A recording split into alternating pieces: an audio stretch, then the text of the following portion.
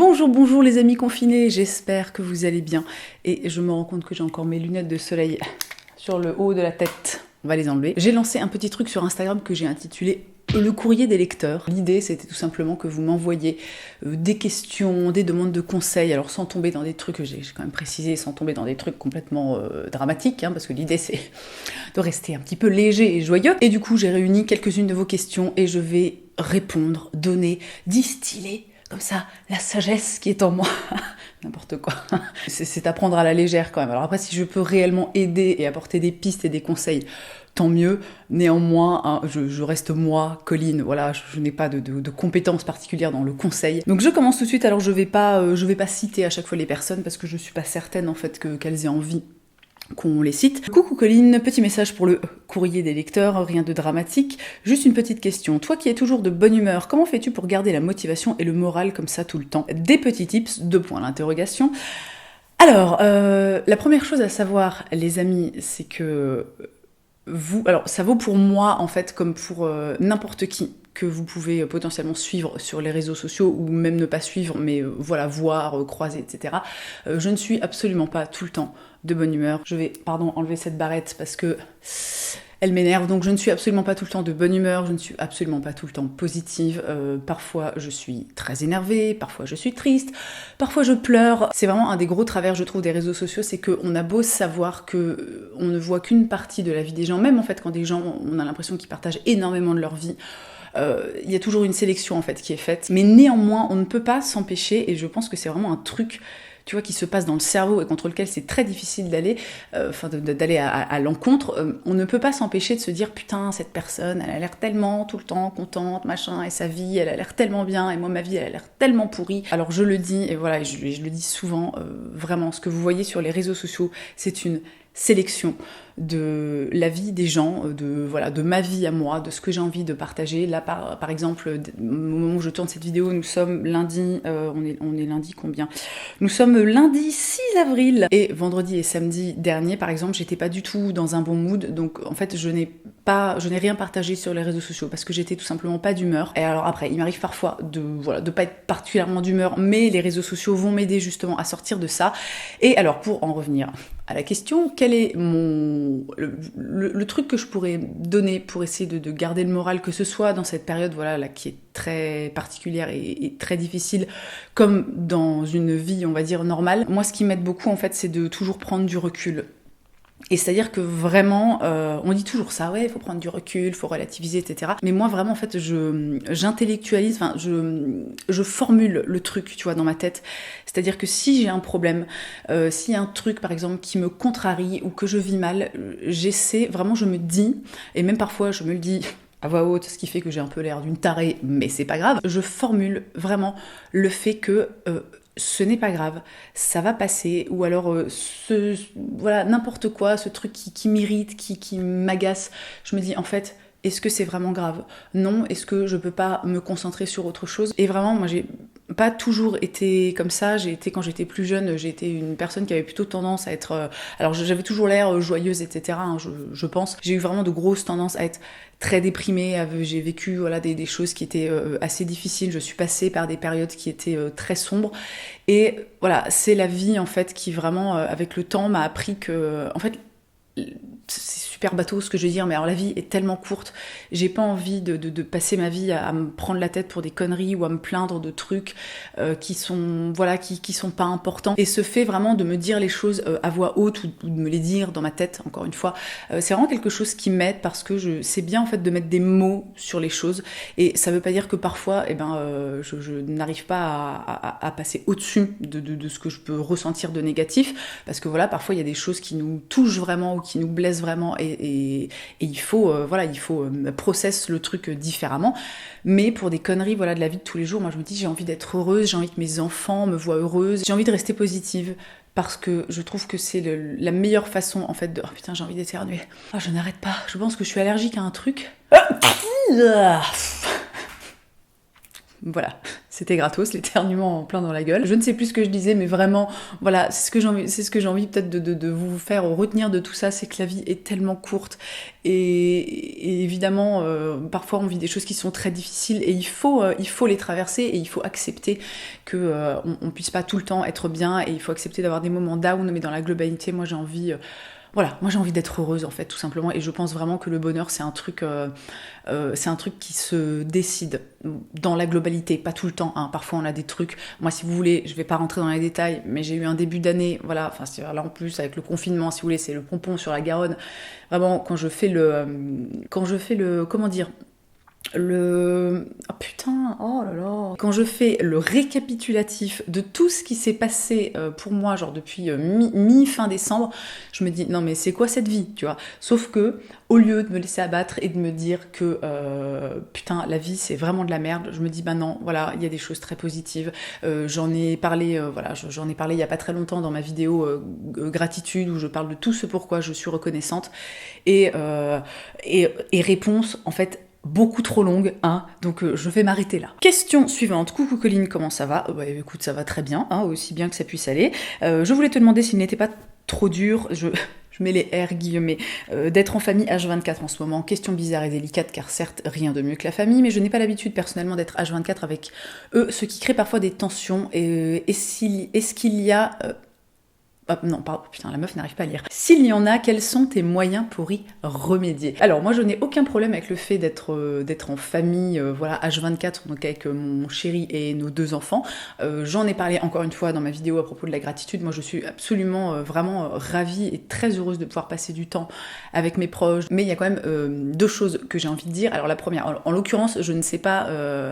de quelle famille tu parles, parce que moi on parle vraiment de ma famille nucléaire, c'est-à-dire mon mari, mes enfants, tout ça. Peut-être que toi, en l'occurrence, tu es par exemple confiné chez tes parents, avec tes frères et sœurs, dans ce cas-là c'est une situation qui est différente. Moi j'ai un point de vue sur la famille entre guillemets qu'on ne choisit pas, c'est-à-dire voilà, encore une fois ses parents, ses frères et sœurs, ses oncles et tantes, ses grands-parents, etc. Moi je suis pas trop pour ce truc de la sacralisation de la famille, dans le sens où c'est ta famille, c'est le sang de la veine, comme disent les jeunes. Vraiment que j'arrête de dire des trucs comme ça. Parce que ma fille a 12 ans, si tu veux, elle est rentrée au collège cette année, et alors du coup les expressions comme ça fuse dans tous les sens.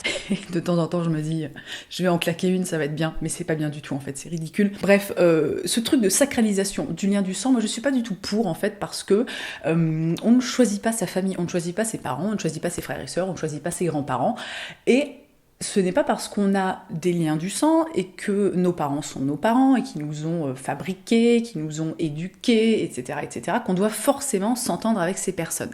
Ça reste des individus qu'on n'a pas choisi de faire entrer dans notre vie. Et par conséquent, eh bien parfois en fait ça peut être difficile. Alors moi en l'occurrence j'ai de la chance, j'ai relativement très peu de problèmes avec voilà, tous les membres de ma famille, mais voilà, je sais qu'il y a des familles en fait où les gens ne s'entendent pas du tout, et moi je trouve que ça devrait être ok, et qu'on ne devrait pas avoir ce truc de oh non mon Dieu c'est la famille, tu vois, c'est ta mère, c'est ton frère, c'est ta grand-mère.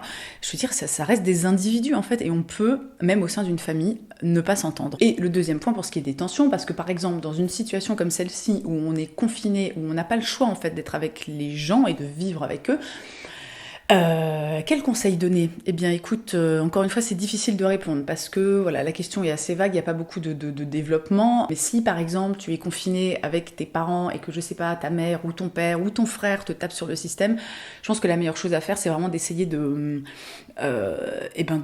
s'isoler, tout simplement, parce que potentiellement voilà, c'est un truc que tu peux faire. Après si c'est dans le cas d'une famille voilà comme la mienne, je sais pas, si ton mec te prend le chou, mais que vous êtes obligés de rester ensemble, et ben encore une fois, bon, il y a l'isolation, alors qui va être peut-être moins physique que comment dire, bricoler, tu vois, ça peut être par exemple, voilà, mettre des écouteurs et regarder un truc, chacun dans un coin. Et puis pour finir, du coup, voilà, un petit peu ce que je disais quand je répondais à la question précédente, vraiment essayer de prendre du recul, se dire que si, encore une fois, tout ça vraiment est lié à la situation de confinement, se dire que ça ne va durer qu'un temps. C'est ce que je disais récemment dans un post Instagram, c'est-à-dire que tout ça, en fait, c'est une traversée. On n'est pas dans quelque chose qui va rester la vie de tous les jours, tout le temps, jusqu'à ce qu'on meure. Enfin, bon, je n'espère pas, hein, vraiment, voilà, je croise les doigts tout ce que je peux, mais c'est vraiment une traversée et se dire, voilà, vraiment, encore une fois, le verbaliser et se le dire, même s'il faut à voix haute, se dire, ça va passer. À un moment, les choses vont revenir à la normale. Toute cette situation, c'est temporaire. Et du coup, essayer de prendre du recul et essayer de relativiser.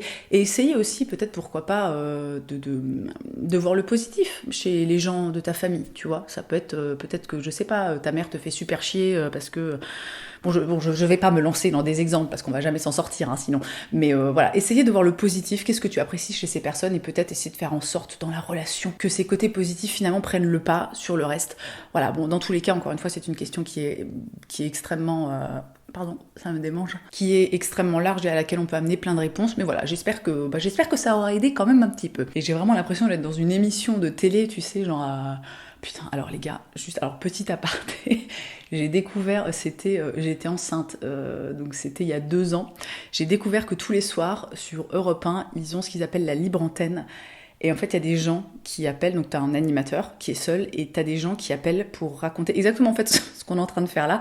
Sauf que vous, voilà, vos questions pour le coup, c'est des trucs, enfin tu sais, c'est pas des trucs pas possibles. Les gens ont des histoires, il leur arrive des trucs, mais alors vraiment incroyables. Et alors cette émission est fascinante, hein. Vraiment. Si vous avez l'occasion, je crois que ça commence à 22 ou 23 heures. Donc si vous avez l'occasion d'écouter un jour, jetez une oreille parce que vraiment, des fois, t'es là. Ah bon ? Bonjour Colline, j'aimerais savoir comment tu t'organises au niveau de la fréquence du ménage, changement du linge de lit, lessive, course, as-tu un planning ou fais-tu les tâches ménagères au feeling entre parenthèses, quand il n'y a plus le choix. Alors les gars, j'ai aucun conseil à vous donner là-dessus, parce que vraiment, je suis... Enfin, c'est pas que moi, je veux dire, ça vaut aussi pour mon chéri, puisqu'on est à 2 à vivre dans cette maison, donc on est à 2 à s'en occuper. Mais alors, je ne suis vraiment pas quelqu'un de très très bien organisé, si tu veux. La première chose, alors je vous ai fait une vidéo Clean With Me il y a pas très longtemps, mais en fait ce que je n'ai pas précisé, c'est que depuis qu'on a emménagé dans cette maison, donc ça fera 2 ans cet été, on a une femme de ménage. Alors au départ, moi j'étais pas pour la femme de ménage parce que bon, déjà j'ai un petit problème avec le fait d'embaucher une femme pour faire le ménage à ma place, etc. Mais voilà, quand on a emménagé dans cette maison, donc c'est une maison où il y a beaucoup de surface, j'étais enceinte, j'étais au bout de ma vie, moi j'ai eu une grossesse très fatigante et assez voilà, difficile pour moi, donc j'ai dit bon ok, vas-y pour la femme de ménage. Et en fait, donc déjà première chose, ça change la vie. Alors je sais que tout le monde ne peut pas se permettre d'avoir une femme de ménage, néanmoins, voilà, nous, elle vient 1h30 à 2 heures par semaine. Alors elle fait pas le truc à fond, tu vois, c'est vraiment, elle fait le truc de base, on va dire ça comme ça. Mais alors, ça change tellement la vie. Déjà, ça t'enlève toute la charge mentale du ménage, ça t'enlève aussi tout ce qui peut être lié à des prises de tête à cause de ça, de type oui, ça fait 6 mois que c'est que moi qui nettoie les toilettes, tu vois, vraiment le genre de truc. Alors c'est des vrais problèmes, hein, mais en même temps, tu vois, quand t'es dans le truc, enfin quand tu prends du recul, tu te dis, est-ce qu'on est vraiment en train de s'engueuler depuis 1 heure pour une histoire de balai à chiottes?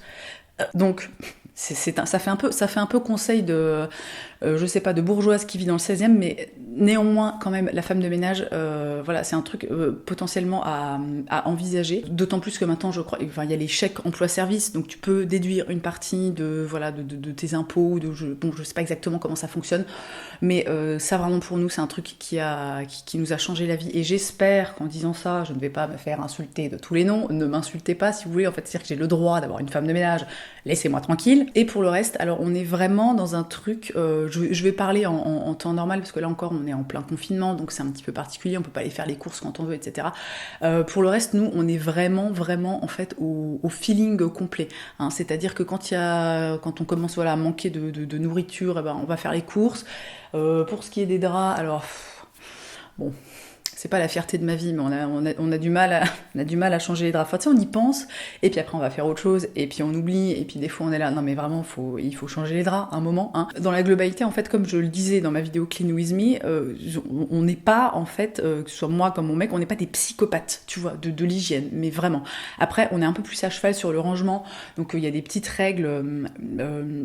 qu'on a mis en place, notamment en fait depuis qu'on a emménagé ici, parce que dans notre ancienne maison on était vraiment débordés en fait par les choses, et c'était souvent le bordel chez nous, et vraiment c'est de la pollution visuelle quoi, et c'est en fait ça tape sur le système au bout d'un moment, surtout quand par exemple comme moi tu travailles chez toi. Donc nous en gros on ne va quasiment jamais se coucher le soir sans que la cuisine soit rangée et à peu près propre, hein, c'est-à-dire voilà, on nettoie les plans de travail, on enlève voilà, tout ce qui est dans l'évier, s'il y a des trucs dans l'évier, on le met dans le lave-vaisselle, on lance le lave-vaisselle, etc. On n'est pas non plus en train de nettoyer les plaques de cuisson ou de dégraisser le four, tu vois, mais vraiment tous les soirs on fait en sorte que toute la partie salle à manger et cuisine, voilà, la table soit débarrassée, que ce soit un minimum propre et que ce soit un minimum clair pour le lendemain. Et aussi toujours systématiquement les jouets de notre fils, on les range en fait une fois qu'il est allé se coucher. Alors, en règle générale c'est moi qui les range parce que c'est mon chéri qui couche notre fils. Donc voilà, je range tout à sa place correctement. Encore une fois ça va très vite, hein. Je vous remets ma vidéo où je vous fais un petit tour de son coin jeu si jamais ça vous intéresse. Et ça c'est vraiment un peu les règles absolues. Pour le reste, j'ai l'impression d'être totalement en train de divaguer de la question, mais non, je ne crois pas. Si, bah tiens, alors les lessives, si vous voulez, c'est en gros, nous, on est un peu en mode, on fait les lessives quand on n'a plus de slip, tu vois. Vraiment, là, je suis pas du tout organisée. Chez nous, typiquement, en hiver, c'est tout le temps la galère parce que, alors, on fait sécher ça à nous tout seuls dans notre chaufferie. Donc, heureusement, il y a la chaudière à côté, donc il fait assez chaud, donc ça sèche assez vite. Mais dans la globalité, en fait, on est toujours dépassé. T'as toujours les paniers à linge qui dégueulent de partout. Mais alors, par contre, dès qu'il commence à faire beau, en fait, on fait, je sais pas, des fois, on fait 3 lessives par jour et on accroche tout dehors et ça sèche hyper vite et on a un espèce de regain de motivation comme ça. Et c'est comme ça depuis des années. C'est-à-dire que l'hiver, c'est l'enfer, et puis l'été ça va. Mais bon bref, dans la globalité, moi je pense que c'est bien aussi de mettre des petites règles et des petits trucs comme nous typiquement, alors c'est pas une règle qu'on a énoncée, tu vois, au éclair, mais c'est un truc qui s'est mis en place naturellement et qu'on respecte, c'est-à-dire que tous les soirs en fait on ne va pas se coucher tant que la cuisine, la salle à manger et les jouets de l'enfant ne sont pas rangés. Et c'est déjà des petits trucs, je trouve, qui aident à ce que ça se passe mieux et qui aident aussi à vivre dans un environnement qui est un peu plus, qui est plus agréable, parce qu'avoir du bordel partout, c'est vraiment pas cool. Pardon, j'avais un cheveu accroché à la main. Et je vais en faire une dernière, alors ça fera pas beaucoup, mais du coup en fait comme je parle énormément, c'est mon problème, hein, c'est-à-dire que je parle beaucoup trop. Alors ça c'est intéressant. Comment faire comprendre à mon mec qu'il ne doit pas être non-stop sur ses téléphones, un pro, un perso, même pendant les repas? 3 points d'exclamation, on sent que tu es... Hein, et je te comprends, I feel you girl. J'ai essayé de lui demander gentiment, de lui expliquer que pour les enfants ça donne une mauvaise image, j'ai râlé. Oui, et bien comme il faut. J'ai fait la même chose pour lui montrer ce que ça faisait et il s'en fout royalement. Alors help, avec cette fois 4 points d'exclamation. Que faire? Des idées ou pistes seraient les bienvenues. Merci, des bisous.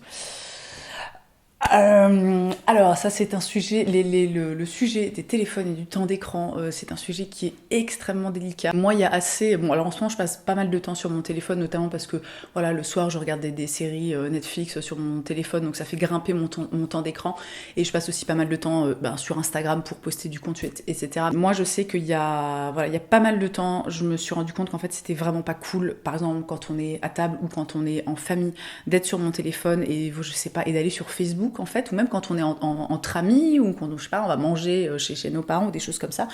Et donc moi j'ai fait un réel effort à ce niveau-là. Alors ça m'a demandé un effort parce que en fait tout ça, je vais essayer de pas oublier. Rappelez-le moi dans les commentaires si jamais je zappe. C'est Arte qui a fait des vidéos il y a de ça plusieurs mois maintenant sur en fait le fonctionnement des réseaux sociaux. Donc ils ont fait ça pour YouTube, Facebook, Instagram et je sais plus quoi d'autre, pour expliquer en fait comment ça agit sur ton cerveau et comment toute la façon dont ces trucs, tu vois, sont fabriqués, montés et fonctionnent, comment ça te rend totalement accro et ça te fait en fait perdre la raison, et ça fait que en fait tu as tout le temps, tu vois, le besoin d'aller sur ton téléphone, d'aller voir ce qui se passe sur Instagram, sur Facebook, sur Twitter, etc. Alors que c'est des choses en fait qui sont en soi totalement inintéressantes et qui ne vont quasiment rien t'apporter en tant qu'être humain ou apporter à ta vie. Et donc je parle de moi encore 2 secondes. Moi j'ai vraiment fait un gros travail et je fais vraiment des gros efforts, et vraiment ça me demande des efforts, hein, tu vois. C'est des fois je sais pas, je suis genre dehors là sur un transat et je me force en fait à ne pas prendre mon téléphone et à juste rester, tu vois, profiter du moment. Et encore une fois ça me demande un réel effort, pas parce que genre je suis complètement teubée et je sais pas quoi, juste parce que encore une fois, ce que je vous disais juste avant, c'est les réseaux sociaux et tous ces trucs et les écrans, c'est conçu pour te rendre accro, et c'est conçu, en fait, plus tu passes de temps sur les réseaux sociaux, et eux, plus ils gagnent d'argent. Donc vraiment, c'est conçu pour, et c'est un truc qui est extrêmement vicieux. Et donc, je vous parle de moi, pour vous parler en parallèle de mon chéri, qui lui a, voilà, beaucoup plus de mal, et vraiment, si vous voulez, ça a pris des années, hein, avant que vraiment, tu vois, les trucs de base, de type, bah non, en fait, on est à table, ok, ton téléphone sonne, mais si tu veux, je pense qu'il n'y a pas d'urgence, et que ça peut attendre, je sais pas, 10, 15, 20 minutes en fonction du moment où on en est dans le repas. Pour en revenir à ta question et comment faire pour remédier à ça et pour faire comprendre à ton mec que c'est extrêmement problématique, parce que c'est extrêmement problématique. En fait, les réseaux sociaux, ça te fait quand même gâcher un temps de ta vie qui est précieux, parce que le temps, c'est précieux, et la vie, c'est précieux. C'est aussi, voilà, quand on a des enfants, moi j'ai vraiment pété des plombs depuis que notre fils est né, parce qu'en fait, il y a ce truc avec les enfants, c'est-à-dire qu'ils te voient, tu vois, s'ils te voient toute la journée, comme ça, tu vois, je sais pas, ils jouent à côté de toi, et puis toi, t'es là sur ton téléphone, et puis quand ils te parlent, tu les entends à moitié. Les gamins, en fait, ils vont être naturellement attirés par les écrans et par les téléphones et les choses comme ça, parce qu'ils se disent, waouh, mais mon père ou ma mère, il a l'air tellement absorbé par ce truc, ça doit être mais tellement bien. Et ça, c'est ce que tu dis, voilà, dans ton message, c'est clair que c'est un réel problème quand on a des enfants en bas âge, et même des plus grands. Nous, notre fille, elle a 12 ans, alors en l'occurrence, voilà, en ce moment, elle a pas de téléphone pour des raisons, pour des raisons qui nous appartiennent. Il y a ça aussi, c'est-à-dire que par exemple, quand t'as un ado de 12 ou 14 ans et que t'es constamment en train de lui dire mais lâche ton téléphone, ne passe pas tout ton temps sur ton téléphone, et que toi, en fait, tu t'en rends même pas compte, mais t'es tout le temps sur ton téléphone, et ben c'est extrêmement délicat, hein, quand même, c'est un peu compliqué comme situation. Donc moi, personnellement, ce qui a fini par fonctionner, ça a été vraiment de rabâcher et rabâcher, et rabâcher, et rabâcher encore tout le temps les mêmes choses. Hein, voilà. Alors désolé pour la généralisation, mais les hommes, ils ont quand même la tête un peu dure, hein, si tu veux, et parfois il faut leur répéter les choses beaucoup de fois pour qu'ils comprennent. Ce qui peut t'aider aussi, ça peut être par exemple, voilà, ces fameuses vidéos Arte, donc je les mets encore une fois dans la barre d'infos, ça peut-être aussi l'aider à se rendre compte des choses, de comprendre comment ça fonctionne, et qu'en gros, il est complètement manipulé par Facebook, Instagram, Twitter, YouTube et toutes ces plateformes de réseaux sociaux. Je vais pas forcément avoir ça sous la main, mais je suis quasiment certaine qu'il doit exister des études qui se concentrent sur les adultes et sur les effets en fait qu'ont les écrans et le trop plein d'écrans sur les adultes, mais par exemple typiquement sur un enfant c'est dramatique. Les recommandations ça y est c'est enfin devenu officiel, c'est vraiment ultra, supra, méga pas recommandé de mettre un enfant devant n'importe quel écran que ce soit avant ses 3 ans. Et en fait, vraiment, ce n'est pas pour rien, c'est parce que les écrans sur les enfants, ça a des effets mais vraiment dévastateurs. Ils parlent notamment de syndrome autistique qui serait lié à la surconsommation en fait d'écran. Et sinon, qu'est-ce que je peux te conseiller ou vous conseiller si vous êtes dans cette situation, ou même si vous êtes comme ça, hein. Encore une fois, je sais que c'est très difficile, hein, mais c'est important. Moi, un truc qui a bien marché avec mon mec, c'est que bon, parfois, voilà, notre fils était en train de jouer, ou enfin, tu vois, il était un peu dehors en train de magouiller dans l'herbe, je sais pas quoi, et puis mon mec, il était sur son téléphone, alors soit, surtout là avec le confinement, c'est vrai qu'on écrit beaucoup à nos potes, etc. Et moi, à un moment, je lui ai dit, mais attends, c'est quand même dommage, tu vois, on a la chance de pouvoir avoir plein de temps ensemble, profites-en, au lieu de regarder, tu vois, ce qui se passe sur Facebook. Mais regarde ton fils, tu vois, qui a déjà 16 mois et qui est en train de grandir, et ça veut pas dire qu'il le regarde jamais et je sais pas quoi, hein. C'est vraiment, voilà, c'est un exemple que je vous donne. Et ça, c'est un truc, pour le coup, j'ai l'impression qu'il a fait tilt chez lui et qui lui a permis, du coup, de laisser encore plus son téléphone de côté. Et quand on est ensemble, vraiment de passer ce moment ensemble. Alors, je ne sais pas, écoute, si ça fonctionnera sur le tien ou sur les vôtres, hein, si jamais si vous êtes plusieurs à être concernés par cette question, enfin par cette problématique. Et après, je sais pas, c'est quand même une question qui est délicate, qui est compliquée. Le rapport de certaines personnes, il y a des gens qui ont des tendances addictives, voilà, plus facilement que d'autres, quoi. Donc peut-être, je sais pas, en dernier recours, essayer vraiment d'en parler, de lui expliquer calmement, de comprendre aussi pourquoi il a ce besoin de passer tellement de temps sur Facebook, lui demander, je sais pas, qu'est-ce que ça t'apporte, peut-être que finalement, alors je sais, alors c'est une hypothèse totale, hein, vraiment je n'en sais rien, mais peut-être que il va chercher sur Facebook ce qu'il ne trouve pas dans sa vie. Alors je sais pas, ça peut être du divertissement, peut-être que quand il est en famille, il s'ennuie, voilà, vraiment je n'en sais rien, mais essayer un petit peu de creuser et de voir ce qui se cache derrière clairement cette addiction aux écrans. Je vais m'arrêter là pour aujourd'hui. Alors j'ai répondu je crois qu'à 4 questions, mais encore une fois je garde toutes les autres. Et si cette vidéo vous a plu, voilà, n'hésitez pas à me le dire dans les commentaires, n'hésitez pas à me lâcher des petits pouces en l'air parce que ça m'aide beaucoup en fait à voir quels sont les contenus qui vous plaisent ou non. Dans tous les cas, voilà, j'ai pris un petit peu de temps. Je voulais pas bâcler en fait et répondre comme ça, tu vois, vite fait. J'avais envie un petit peu de pouvoir développer et voilà, parce que je trouvais que c'était plus sympa. Donc, dans tous les cas, merci d'avoir passé ce moment avec moi. Je vous souhaite une très belle journée. Prenez bien soin de vous, prenez bien soin de vos proches.